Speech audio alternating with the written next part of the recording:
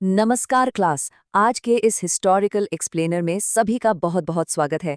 आज हम एक ऐसी टाइम ट्रैवल यात्रा पर चलेंगे जहां प्राचीन राजस्थान के उस नक्शे को डिकोड किया जाएगा जो सदियों से रेत के नीचे दबा था। एक टीचर के रूप में आज मेरा लक्ष्य आपको सिर्फ रटाना नहीं है, बल्कि इस ब्लैक बोर्ड के जरिए उन सभ्यताओं को बिल्कुल जीवंत कर देना है। तो अपनी नोटबुक्स तैयार रखिए, क्योंकि आज का ये सेशन बहुत ही खास होने वाला है। पर देखिए, इस ऐतिहासिक खजाने में गोता लगाने से पहले जल्दी से अपनी अपनी सीट ले लीजिए। अगर आपने अभी तक चैनल को सब्सक्राइब नहीं किया है तो फटाफट वो सब्सक्राइब बटन दबा दीजिए और इस ज्ञान से भरी कम्युनिटी का हिस्सा बन जाइए। आप लोगों के जुड़ने से ही ऐसे मुश्किल टॉपिक्स को आसान और मजेदार बनाने की एनर्जी मिलती है। तो जुड़ जाइए और चलिए शुरू करते हैं। तो बोर्ड पर आज का सिलेबस बिल्कुल साफ है। नंबर 1, राजस्थान की प्राचीन सभ्यताएं। फिर कालीबंगा, आहड़, बैराट और गणेश्वर। और आखिर में निष्कर्ष और एक क्विक रिवीजन। तो चलिए सीधा टॉपिक पर आते हैं। सेक्शन 1, राजस्थान की प्राचीन सभ्यताएं। देखिए, राजस्थान का इतिहास सिर्फ बड़े बड़े किलों तक ही सीमित नहीं है। इसकी जड़ें उन प्राचीन सभ्यताओं में हैं जो हजारों साल पहले नदियों के किनारे फली फूली। और आज की क्लास का सबसे बड़ा रूल यही है, रटना नहीं है, बस लॉजिक लगाना है।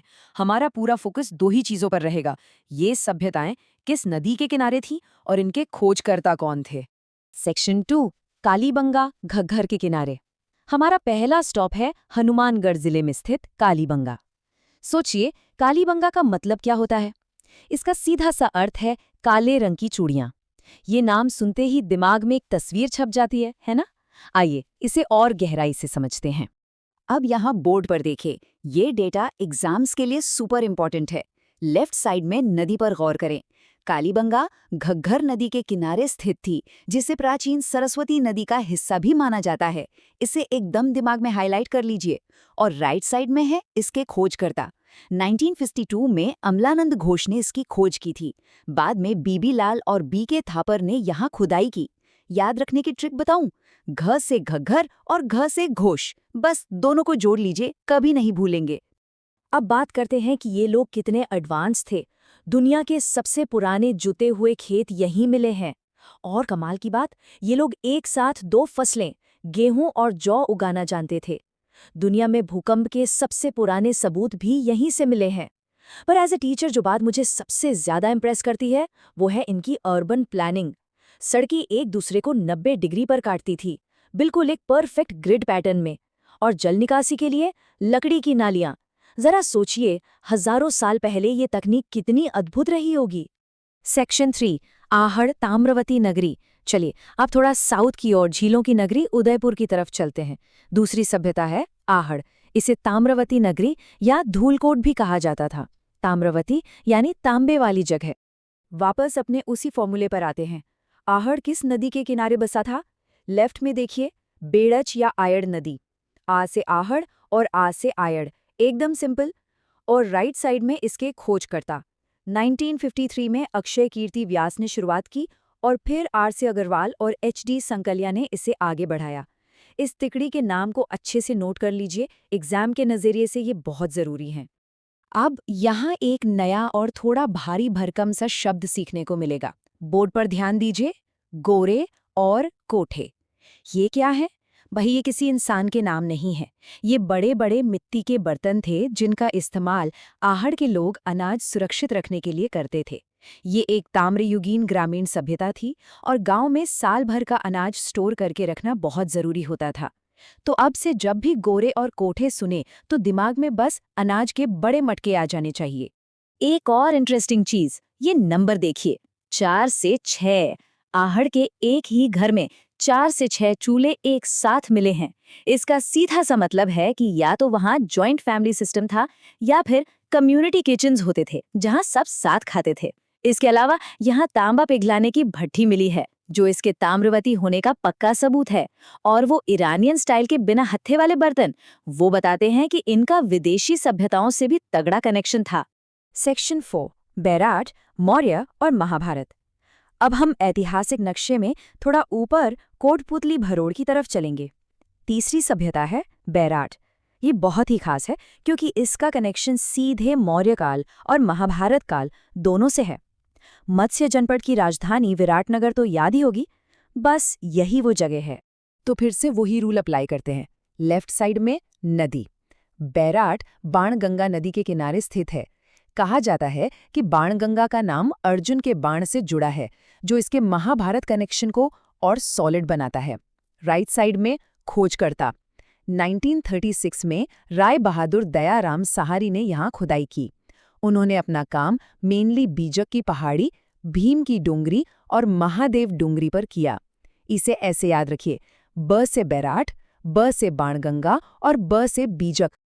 अब यहाँ एक बहुत ही दिलचस्प सवाल उठता है, सम्राट अशोक का बौद्ध धर्म से क्या कनेक्शन था? इसका सबसे बड़ा सबूत राजस्थान के इसी छोटे से इलाके में मिला। 1837 में कैप्टन बर्ट ने बैराट से भाब्रू शिलालेख खोजा था। ये शिलालेख दुनिया के लिए इस बात का पक्का प्रूफ था कि अशोक ने बौद्ध धर्म अपना लिया था। इतना ही नहीं, यहाँ गोल आकार के बौद्ध मंदिर, मठ और स्तूप के अवशेष भी मिले हैं। बैराट से एक और बहुत सरप्राइजिंग चीज मिली है। यहाँ नंबर 36 पर गौर करें। यहाँ से सूती कपड़े में लिपटी हुई पूरी 36 चांदी की मुद्राएं मिली हैं, जिनमें पंचमार्क सिक्के और इंडो ग्रीक कॉइन्स शामिल हैं। अब सूती कपड़े का मिलना ये साफ बताता है कि उस जमाने में भी लोग कपड़े की बुनाई और उसका इस्तेमाल करना बखूबी जानते थे। सेक्शन 5, गणेश्वर, ताम्र सभ्यताओं की जननी। चलिए अब आते हैं हमारी चौथी और आखिरी प्रमुख सभ्यता पर, गणेश्वर। नीम का थाना में बसा गणेश्वर कोई ऐसी वैसी जगह नहीं है। इसे पूरे भारत में ताम्रयुगीन सांस्कृतिक सभ्यताओं की जननी यानी mother of all copper civilisations कहा जाता है। अपना पक्का नियम मत भूलिएगा। नदी कौन सी है? कांतली नदी। गणेश्वर सभ्यता कांतली नदी के उद्गम स्थल यानी जहां से वो शुरू होती है वहां बसी थी। और खोजकर्ता रतन चंद्र अग्रवाल, जिन्होंने 1977 में इसे खोज निकाला। याद है, आरसी अग्रवाल का नाम हमने आहड़ में भी पढ़ा था, तो इस नाम को तो इतिहास के नोट्स में डबल अंडरलाइन कर लीजिए। अब जरा इस चार्ट पर नजर डालिए। ये गणेश्वर की सबसे बड़ी खासियत है। यहाँ जो तांबे के उपकरण मिले हैं उनमें 99% शुद्ध तांबा है। इतनी हाई क्वालिटी का कॉपर उस जमाने में मिलना किसी अजूबे से कम नहीं है। और सबसे बड़ी बात, सिंधु घाटी सभ्यता के जो मेगा सिटीज थे ना, हड़प्पा और मोहनजोदड़ो, उन्हें तांबा इसी गणेश्वर सभ्यता से एक्सपोर्ट किया जाता था। मतलब ये लोग उस समय के सबसे बड़े कॉपर सप्लायर्स थे। यहाँ से एक बहुत ही यूनिक चीज मिली है, तांबे का मछली पकड़ने का कांटा। अब इसके पीछे का लॉजिक देखिए। अगर यहाँ भारी मात्रा में फिशिंग हुक्स मिल रहे हैं तो इसका सीधा मतलब है कि कांतली नदी उस समय सूखी नहीं रहती थी, वो 12 मासी थी और उसमें खूब पानी और मछलियां होती थी। एक और कमाल की बात, गणेश्वर में मकान और बांध बनाने के लिए ईंटों का नहीं बल्कि पत्थरों का इस्तेमाल किया गया था।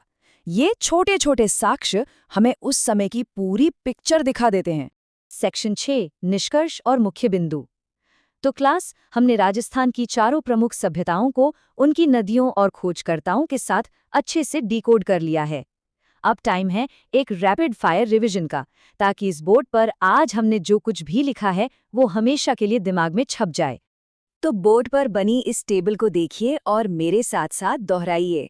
एग्जाम्स में जो मैचिंग वाले सवाल आते हैं ना, वो यहीं से बनते हैं। पहला, कालीबंगा, इसका संबंध है खग्गर नदी से। दूसरा, आहड़, ये पनपी बेड़च या आयर नदी के किनारे। तीसरा, बैराट, इसका सॉलिड कनेक्शन है बाणगंगा नदी से। और चौथा, गणेश्वर, ये स्थित है कांतली नदी के किनारे। बस इन 4 नदियों और 4 सभ्यताओं का ये कनेक्शन याद रखिए। ये आपके आने वाले किसी भी एग्जाम की मास्टर चाबी है। और फाइनली जाते जाते एक विचारणीय सवाल छोड़कर जा रहा हूं। सोचिए, कालीबंगा का वो शानदार ग्रिड पैटर्न, आहड़ की जॉइंट फैमिली और स्टोरेज व्यवस्था, बैराट का वो धार्मिक और व्यापारिक स्वरूप, या फिर गणेश्वर की वो कमाल की मेटलर्जी। आपके हिसाब से इनमें से कौन सी सभ्यता आज के हमारे मॉडर्न समाज और लाइफस्टाइल के सबसे ज्यादा करीब थी? इस पर जरूर सोचिएगा। आज के इस एक्सप्लेनेटर सेशन में जुड़ने के लिए बहुत बहुत धन्यवाद। इतिहास को ऐसे ही लॉजिक और उत्साह के साथ एक्सप्लोर करते रहिए। मिलते हैं अगले सेशन में।